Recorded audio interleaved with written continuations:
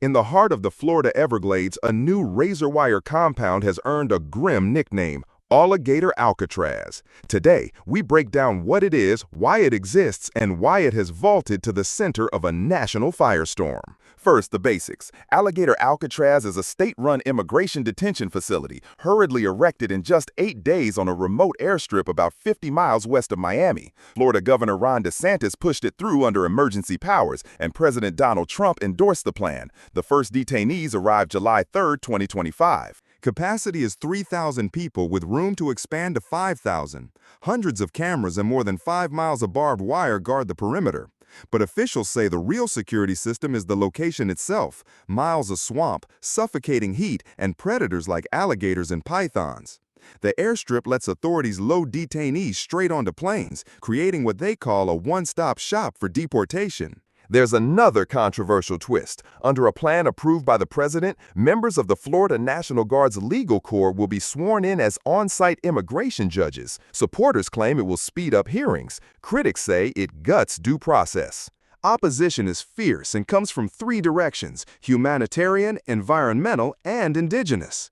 Humanitarian concerns. The facility is a cluster of heavy-duty tents and trailers baking in tropical heat and plagued by mosquitoes. Summer rains have already caused minor flooding, raising alarms about hurricane season and the safety of thousands of detainees.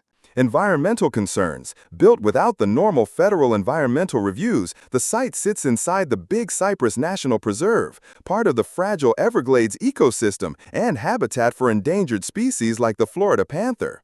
Environmental groups have sued, warning of wetland pollution and irreversible damage. Indigenous concerns. The land is sacred to the Miccosukee and Seminole tribes, home to ancestral villages and burial grounds. Tribal leaders say they were never consulted before construction crews rolled in, and that some traditional camps now sit just a few hundred feet from the facility's entrance. Governor DeSantis dismisses all of this, insisting the project has zero environmental impact and is essential for state security. Protesters and civil rights advocates counter that the facility is a symbol of punitive immigration policy and government overreach. So why does this matter beyond Florida? Alligator Alcatraz has become a litmus test for the balance of power between states and Washington, the rights of migrants, and the protection of vulnerable ecosystems and indigenous lands.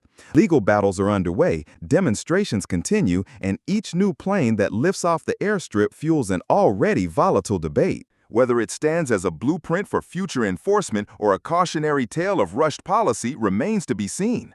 For now, Alligator Alcatraz is America's newest flashpoint, where questions of law, land, and humanity converge in the shadow of the Everglades.